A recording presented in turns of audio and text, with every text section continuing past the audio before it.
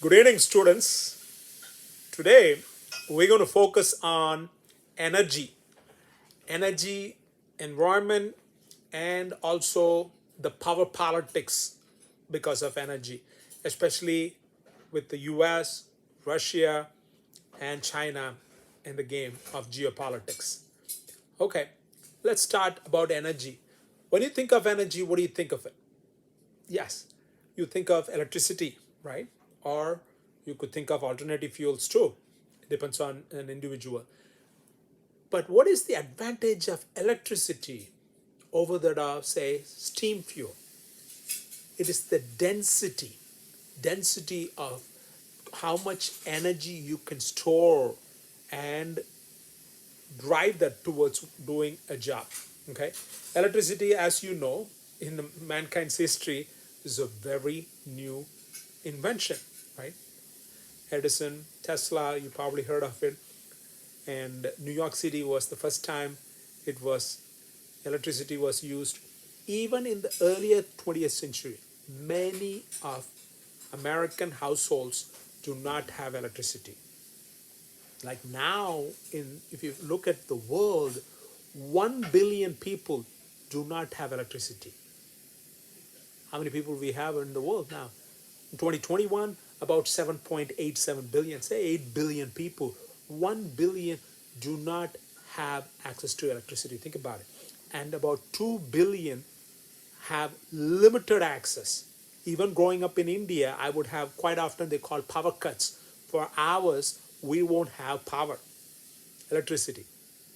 And there is a strong correlation between countries which I'll call it unplugged, countries which are not connected to electricity, and 16 years reduction in longevity and education, and all there are many other factors. It affects quality of life and economics. Growth of a country is strongly correlated with electricity. The countries with higher GDP per capita has higher electricity consumption. Countries with low GDP per capita has lower electricity consumption. I don't know whether you ever seen an image, satellite image of North Korea, for example. Now I'm talking about in 21st century. Look at North Korea, a Korean peninsula. North Korea will look like dark South Korea, fully lit. Which country is economically doing very well? South Korea. North Korea is not. Similarly, many countries around the world, okay, many sub-Saharan African countries do not have access to good electricity. So electricity plays a role. Let's talk more about electricity. Okay. So what are the countries which high electricity consumption? I'll give you example: Bahrain, Iceland, Norway. So poor electricity consumption. Haiti, Ethiopian, Tanzania, Ethiopia country, right? In Africa, East Africa, Tanzania. All this are poor electricity consumption, and what? And also their GDP per capita is low.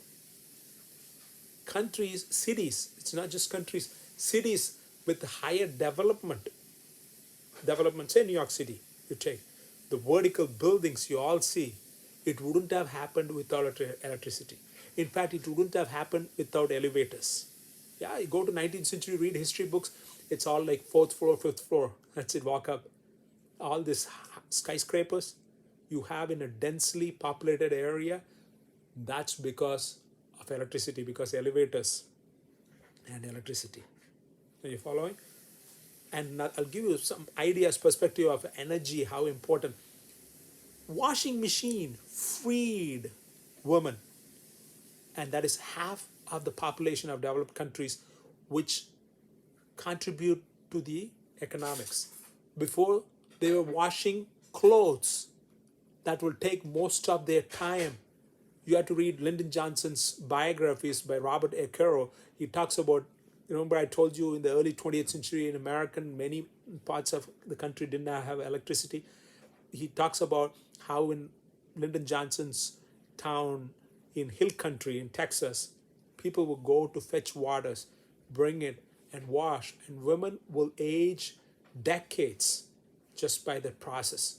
And washing machine freed this woman, and to go and get education, and then what, and do contribute to the American economy. And similarly in our developing countries, similarly it's happening. Okay. And electricity is also correlated with women enfranchisement. So the countries which have developed have much electricity produced and and used have higher women voting. Enfranchisement means voting rights for women. Okay.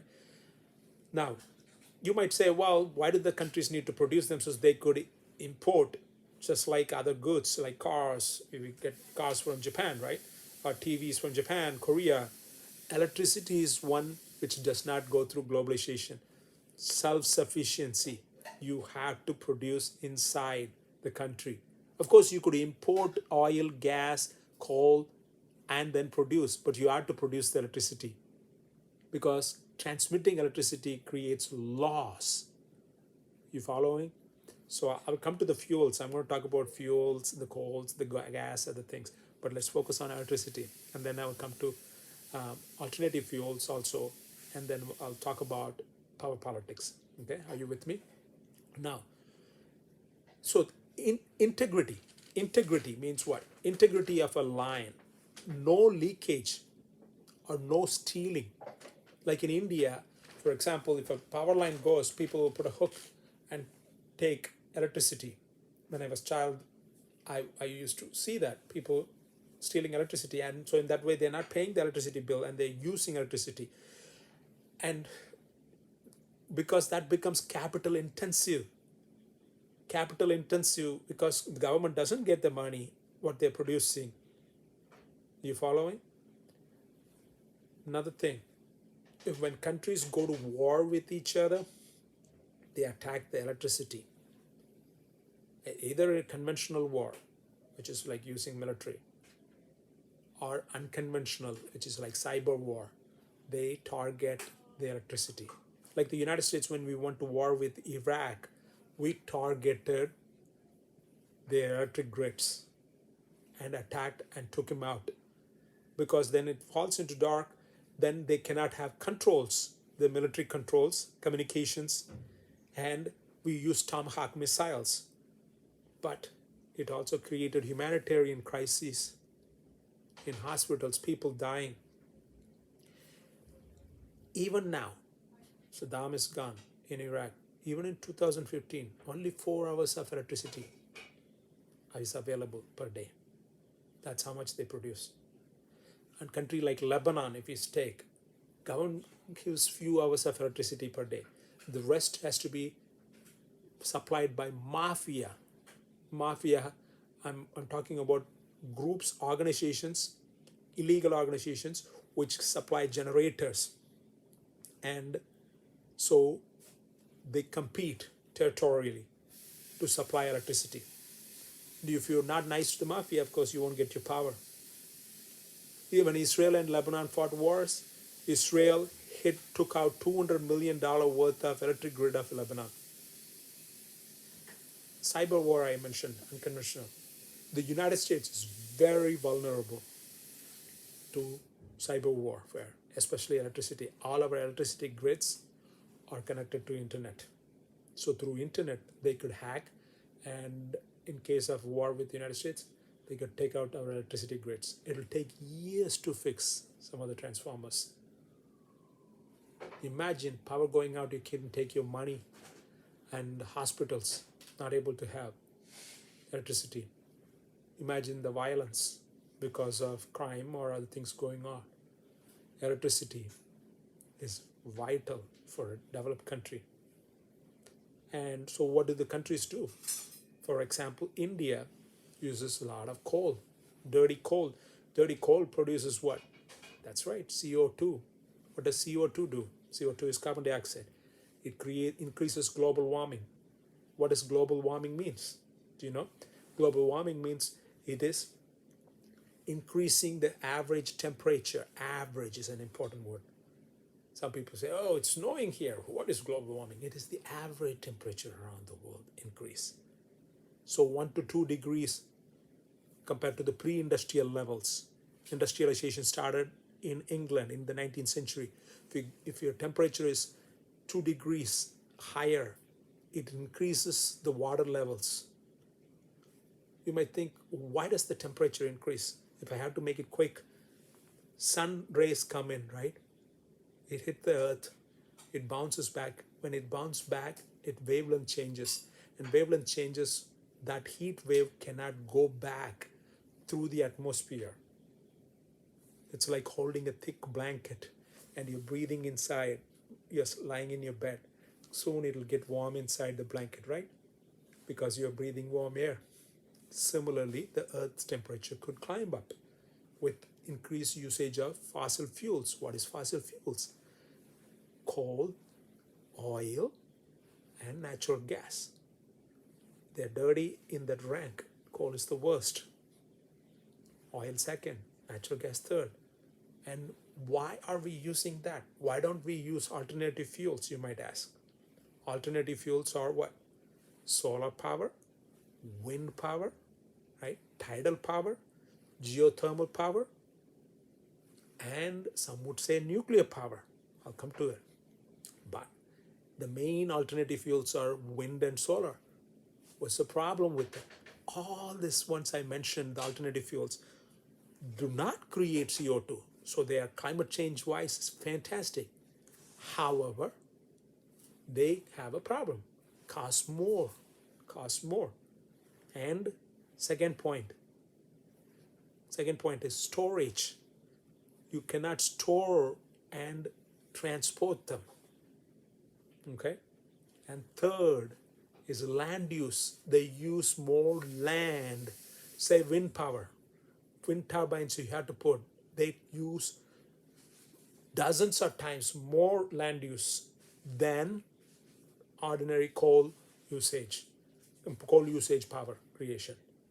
So when I say cost in the first, cost, right? Storage, you understand? Storage, battery storage, high power cannot be stored and transported. Even for local usage, you have to store it because it's say solar power. In the summer it is hot, but winter there's not much sun. So you have to store it for winter usage. Or if you tap the energy falling in Africa, yes, you could power the entire Europe, but how are you going to transport the energy in Africa to Europe? There's losses. When you transmit power through lines, there are heat lossage and other lossages you study as an engineer. So these are the problems, the three big problem: cost, storage, and space usage. Okay. Germany uses a large amount of solar powers. Most of their panels are produced, solar panels are produced by the Chinese. Chinese produce a large amount of solar power. In fact, their bus transportation almost 50% solar powered. They are working hard for alternative fuels, but their demand is increasing in leaps and bounds. China has grown in the last 30-40 years what the Europe and Western world did in a couple of 100 years. That's a giant progress, fast progress, an average of 10% economic growth for decades. They have brought out hundreds of millions of people out of poverty. So they need to use fuel, and the demand is still there, and it's still going on. Yes, with coronavirus, their economy has tanked down a bit, but they will come back, okay? And they are hoping to come back, and they are big rival for America in terms of economic rivalry, and some would say even military rivalry. I will come to that. Economic rivalry, how? By 2014 itself, China has surpassed the United States economy when you compare it in the GDP, PPP, purchasing power parity. That means if I want to buy a bowl of rice here in the US, how much it costs compared to a bowl of rice in China, it will be cheaper there. In that way, their overall GDP has overtaken the United States. Okay, but there are other factors. The United States, in terms of economy, United States is still the number one economic country, and the US and the China consumes enormous amount of power, especially oil. Okay, the United States is self-sufficient. In fact, it overtook the number two and number three countries, which are the number two, number three oil, Saudi Arabia and Russia. The United States was self-sufficient and supplying oil. When you look at World War II time, we were supplying oil for all the Allied forces. 6 out of 7 oil demand for Allied forces, American allies, we were supplying. But then we fell off that. By 1970s, Richard Nixon was like, we should become oil sufficient. Remember, in realism, you have to have natural resources. That is a problem for China, because about 75% of their fuel oil comes from outside. It is not produced inside. And that is a risk, right? During time of war, if you cut that, they won't get this supply. And 80% of that comes through South China Sea. We'll talk about South China Sea. Malacca Strait Dilemma, which is Malacaca. Malacca Dilemma is it's a narrow passage near the Indonesia region. If you Google, you will find ships go through taking oil in the South China Sea to the China mainland. What's the problem? Well, if you cut that oil, they won't get the oil. Oil is the engine for economy and war making, right?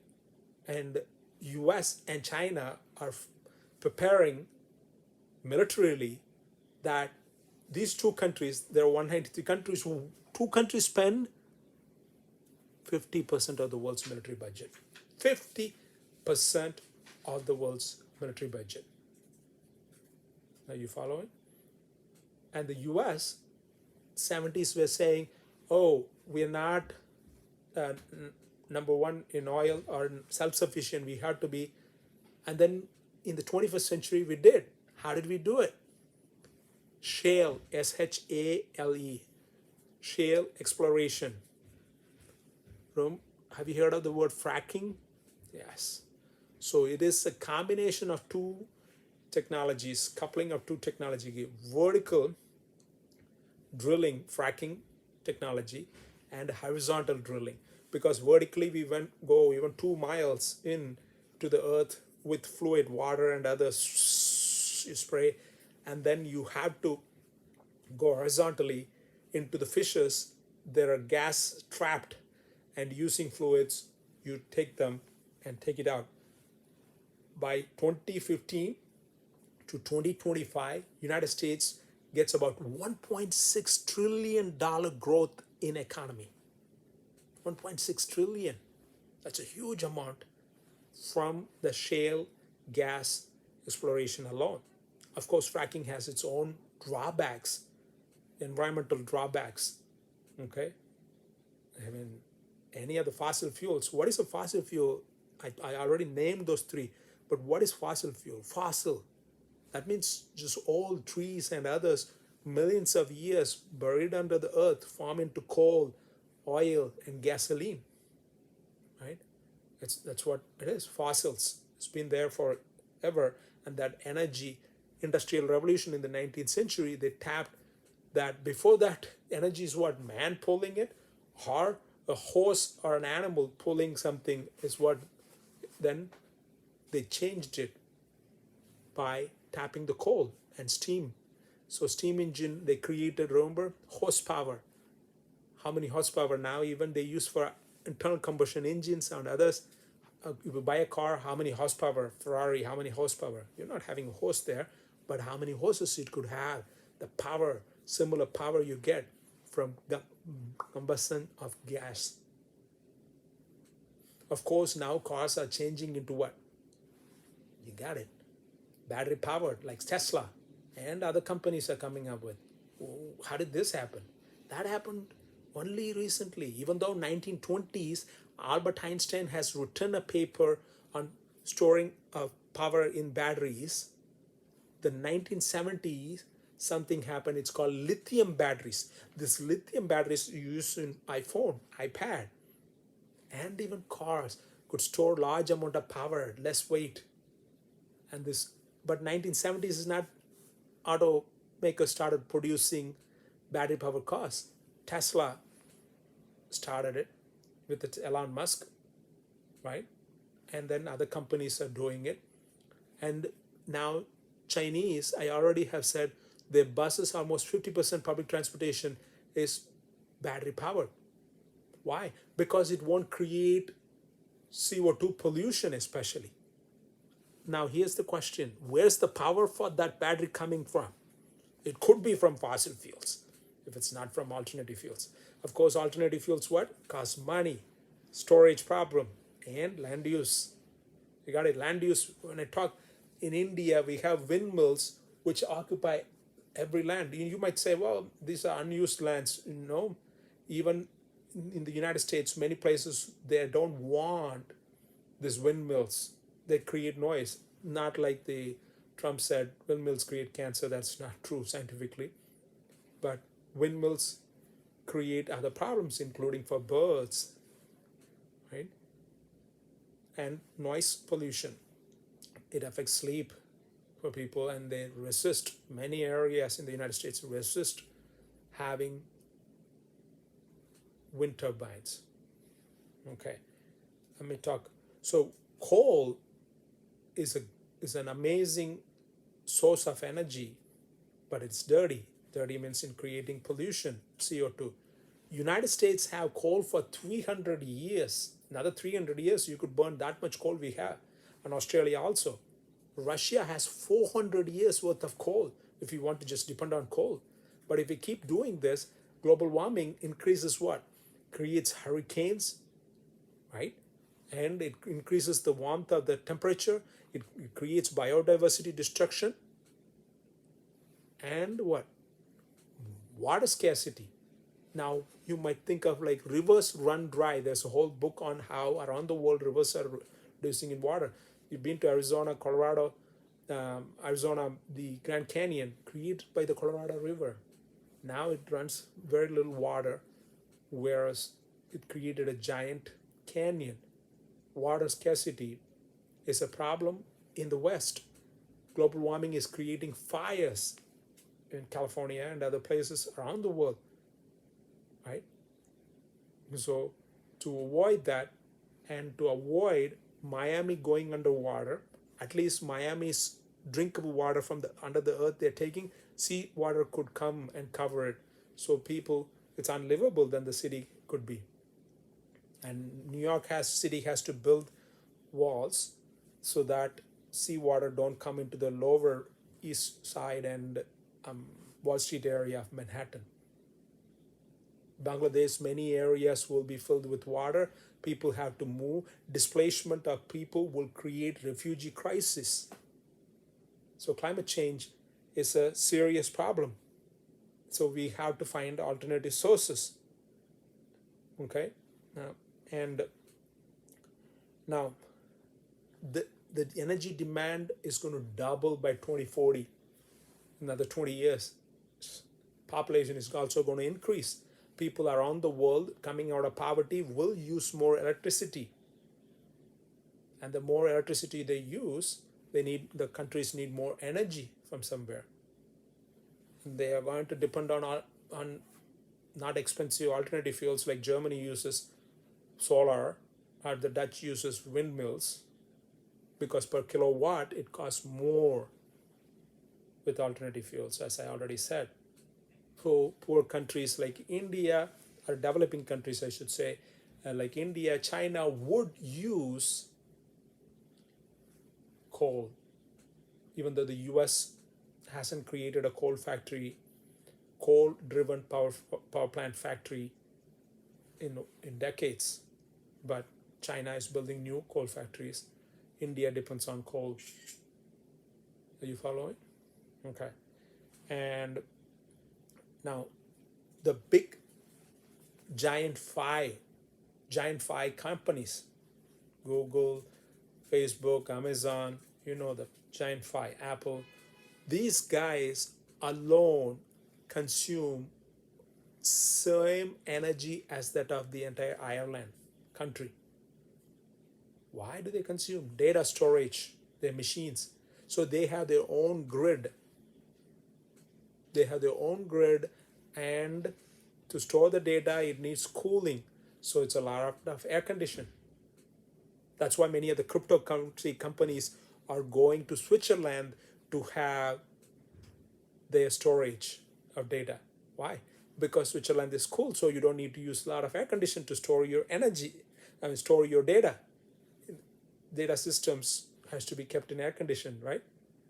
Switzerland is cooler to preserve it. 2018, I come from India, so I'm using that as sample.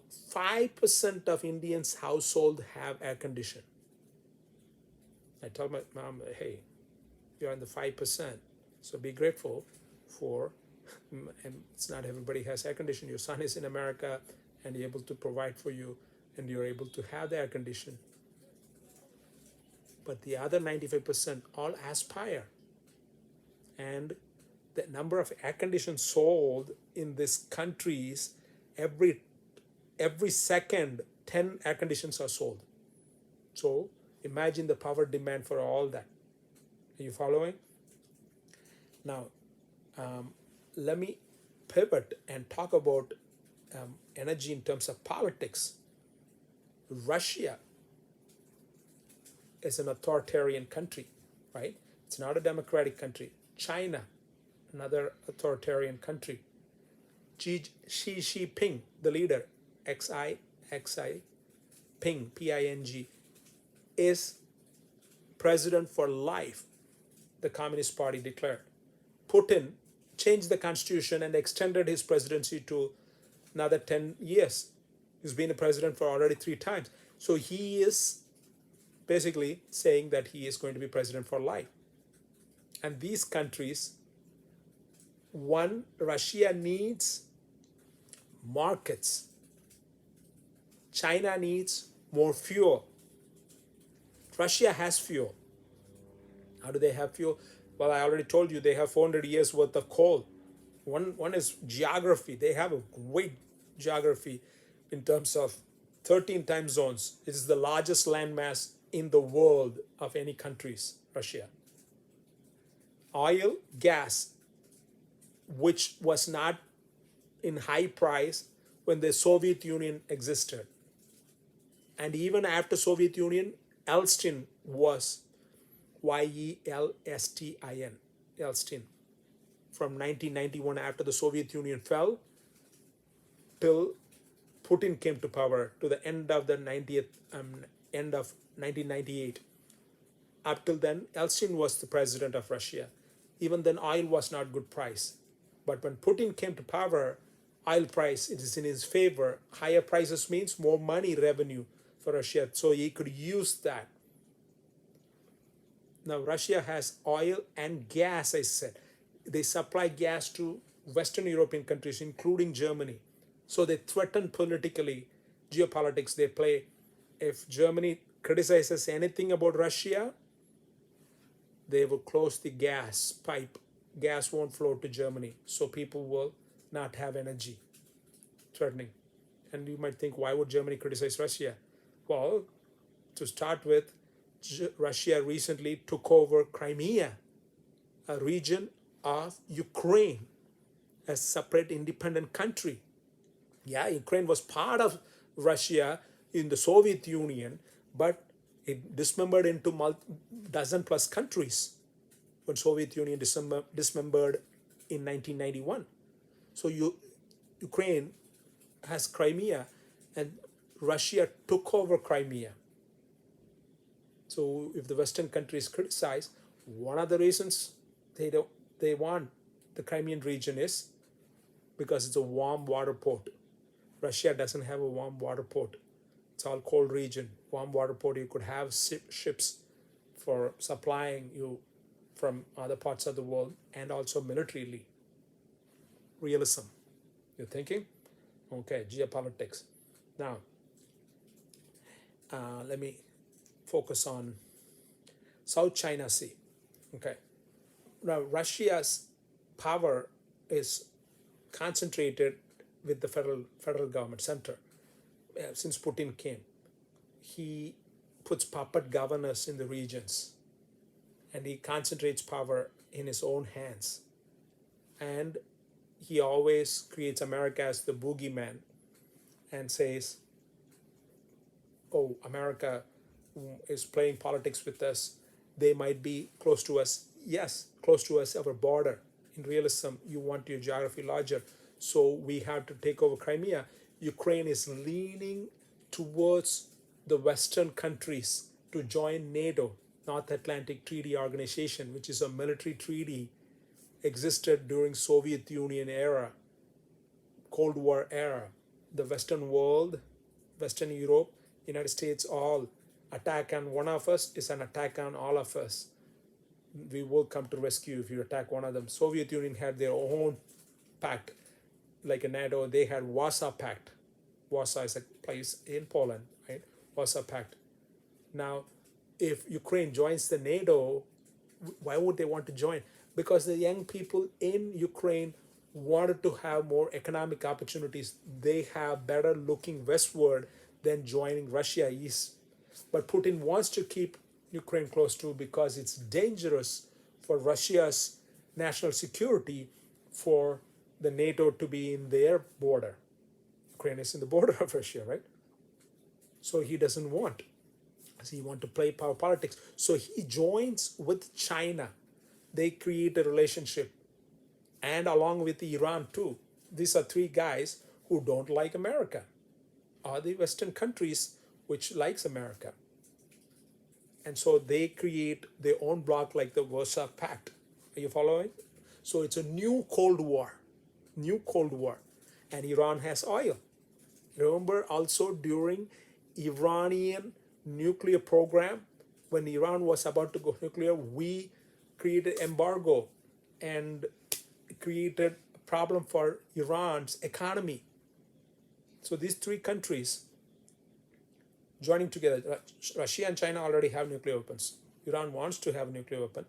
In Obama time, we created a nuclear deal with Iran to prevent them from going nuclear, right? So these two countries, authoritarians, remember, democracies don't go to war with each other. So there is a threat. Thucydides' trap. You know Thucydides from realism? Thucydides' trap was a book written by a Harvard professor saying, like, if you look at the history of the world, there is a rising power and the top power. The rising power challenges the top power, and most of the times it results in war. The rising power now is China and it is US, and he's saying, well, like Thucydides' trap, will this happen again, that China might fight a war, or US and China might fight a war? And they are spending more and more on their military might. They're converting their economic might into military might. Of course, their aging population as well. So the US, what they're doing is leaning towards India. Balance of power. Remember realism? Balance of power. India is used as a balance against China.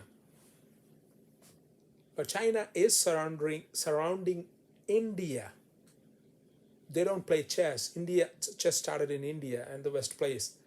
Chinese play a game like Weijia. I might be pronouncing it wrong, but it is encirclement of your enemy. So they help Sri Lanka give loans, and then when they can't return, they say like, oh, we're going to build a port, Chinese military naval port in Sri Lanka, which Sri Lanka is south of India. This is India, Sri Lanka is right here. So they build a port here. And then India and Pakistan are not friends. You know the war, they fought 3 wars. So China helps Pakistan and then builds a military naval port in Pakistan. So there, here, and then in the bottom in Sri Lanka, and here in China. So it's like encircling the peninsula of India. They also fought a war recently. I mean, in 1960s they fought a war. They have skirmishes, short fights, even recently. India and China fought a war in 1960s in the roof of the world, Himalayas.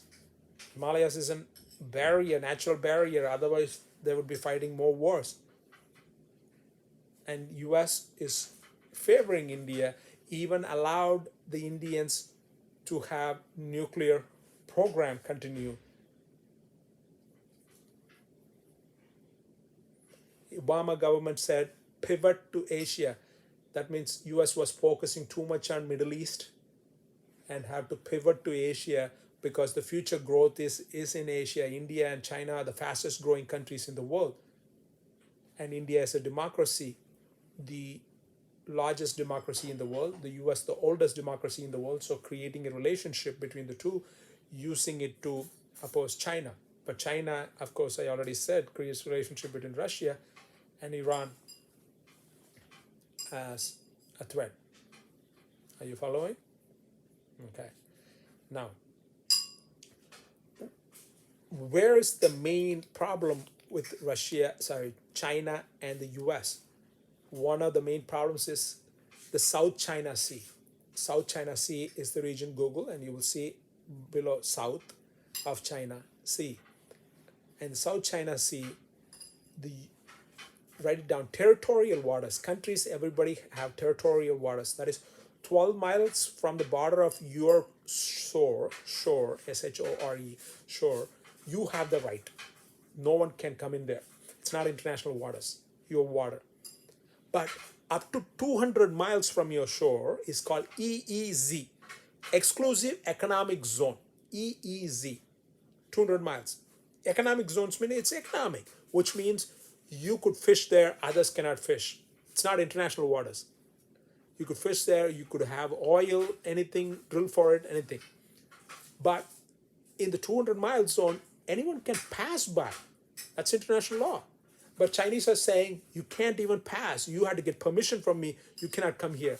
They do not want American Navy ships passing in South China Sea.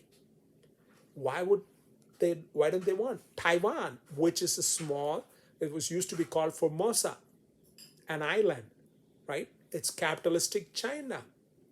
It split from China during Civil War between the communist and the capitalist. The US supported the capitalist. Deng Xiaoping.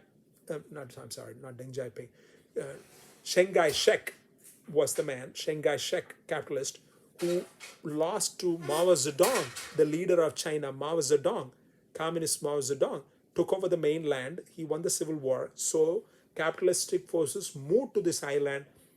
Taiwan was created, government, and Taiwan was representing China's representative in the UN until 1970s. And the mainland China, Richard Nixon went there and created a relationship with China. And since then, the Chinese, mainland Chinese, are the representatives to the UN. And Chinese speak as one China policy, which means Taiwan is not a separate country, it's one country. But Taiwanese feel that it is a separate country, and US sell arms to Taiwanese, and Taiwanese have their own military, and it's a democracy, and it's a capitalistic system. But China is a much more powerful country now. In 1980s, they weren't. How did they become powerful? They create an economic model based on capitalism, even though communist government, the government is communistic. There's only one party, Communist Party. The top of the pyramid is Xi Jinping, president for life. But here, Taiwan is capitalistic and democratic. So when the China was poised to invade and take over Taiwan, the US during Truman time, 1940s, send US Navy to that region to prevent mainland Chinese from invading Taiwan, to protect the Taiwanese. Now the Chinese, 1980s, started becoming wealthy. I told you in the last 30 years, they have built enormous wealth. And because of that, they convert the wealth to military might. So American ships won't be even going close to protect Taiwan because they could hit the battle aircraft carriers with missiles. And so our ships has to be far parked and run sorties aircraft bombing right if we have a war. Obama administration called the Russians as a regional power. Obama called it as a regional power. Especially, he got pissed when one of our spies, NSA spies, went and he got an asylum in Russia. Okay, some of them called him a patriot. Some called him a traitor. You know who I'm talking about? Edward Snowden. He still lives in Russia. Read his biography if you want. Interesting, his version of story. Even the book sold well. The proceeds are taken by the American government. Okay, and so Russia wants to be the superpower, at least one of the superpowers as it used to be during the Cold War. So the Putin has brought back even the national anthem of Soviet Union, same tune, lyrics different, and he brought back this authoritarian model. Elstine is like slowly converting the country to democracy and capitalism, and Putin came into office. Putin just went to Moscow looking for jobs. I could talk about that for a while about Putin's biography, but we don't have time. But Putin went to Moscow for looking for jobs after working small time in a mayor's office, helping a mayor in Leningrad. Before that, he was a KGB agent in East Germany. When East Germany fell, when the Berlin Wall fell, he took his car, burned the documents, secret documents as a KGB agent in East Germany, took his car and put a washing machine right on top of his car. I don't know whether he was holding it, tying it up, drove to Russia. That's how he was. Now he is, some say, the richest man in the world. More than 200 billion because freaking the entire Russia he owns. The oil, the gas, talk about energy, and the coal, fossil fuels. But he wants to project Russia as a military power even though their population is in decline and aging population. He has nuclear weapons, that I have to give it to him, and he has energy resources. Okay, geography is also in his advantage. Large landmass, you cannot conquer it like a small country like Singapore or Israel or South Korea, anything. China also has a large landmass. China is creating fear in South China Sea. The countries like Malaysia, Vietnam, especially, all these countries are afraid and they are leaning to the United States to be a protectorate. United States is creating a Quad alliance, Quad, QUAD. India, Australia, Japan, all three already democratic with the US, fourth Quad, four countries, democracies aligning to balance the threat of the Chinese. And the Chinese are worried about, I already said, Malacca Strait, the oil supply coming through it if the war happens. So they want to create self-sufficiency of energy, and so they want to dig more coal and create, they are voracious appetite in cement to everything you can possibly think of in the world of natural elements. They go to Africa, they do not talk about, oh, human rights. United States go there, we have to make sure that that particular country values human right. It doesn't abuse its people. China doesn't care what the government does. All it wants is its natural resources. So it will say, whatever you do with your people, we will help you in giving you money, build roads, dams. And China is going into Africa, which has a lot of authoritarian countries, and taking the resources by giving money so that it could use and build a powerful country, which it is doing, have had for decades. Are you following? So from 1991, when Soviet Union fell, up till 2001, the United States was the unipolar moment. Unipolar means single power dominating the world. There is nobody to challenge it. Soviet Union was gone. All the countries are small powers compared to the United States. Single power. Then came a threat to the United States, which is terrorism, which is Al Qaeda. 9/11 happened, and so the United States went after Al Qaeda. Right? We went into Afghanistan. Of course, we also wrongly went into Iraq. Obama pulled out of that war. Bush went into Iraq and Afghanistan. Afghanistan war just stopped after almost 2 decades. Biden pulled out, and Taliban took over again power in Afghanistan.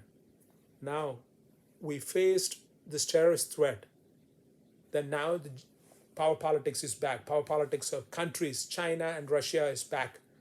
These big powers which were during the Cold War. So it's a new Cold War which is also waged with energy. And with energy, the US is saying Paris Accords. We all signed the Paris Accords, except Trump pulled out of it. And now we are back to Paris Accords to make sure that we don't excel too much amount of fossil fuel, CO2 released in the world and change the climate, hasten the climate crisis. Okay? And if we preach to other countries like China or even India, which is now an ally with the US, don't use coal. This is like me smoking a cigarette. Don't smoke. At least I smoked. It's not good for you. We have used fossil fuels. Now we might reduce. Chinese say, you used it, you developed. We have still more people in poverty. We need to bring them out. And our sources, cheap sources, the fossil fuels, you cannot tell us what not to do. It's not only China. Many other countries around the world. I've told you 1 billion people don't even have, it's not even plugged to electricity. They all want to have. A fan will be better. I didn't have air conditioning growing up. I mean, fan was when I was in middle school. It was a luxury. Otherwise, it's just take a notebook. India is very hot in the summer, especially hundreds are normal. Go like this. And others want to live better quality life.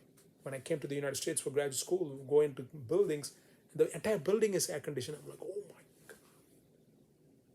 And if everyone wants to live like that, we need 4 planets. I don't say that. Biologist Edward O. Wilson, who write about environment, says 4 planets. We don't have a way to sustain. Sustainable means what? Without crashing the world's biodiversity and the climate crisis, worsening it. We need 4 planets of energy resources. Are you following? So we are back to the board of geopolitics, as you understood so far, on how realism is back after a brief moment of non-state actors, terrorists. The terrorists could be back again, but we definitely have power politics of states, Russia and China, again challenging the United States primacy. So it is not a unipolar moment. Many would call, Fareed Zakaria called it multipolar world, which is not one power. It's not America is receding, but other powers are rising. So that means it will be multipolar. In Cold War time, it's bipolar, United States and Soviet Union, bipolar world. We are in a multipolar world, and the energy demand is increasing. The population will go to 9 billion conservatively, and so it's going to double the energy. Where would it come? Nuclear power, you might think, could be a source. There is an advantage. It doesn't create CO2.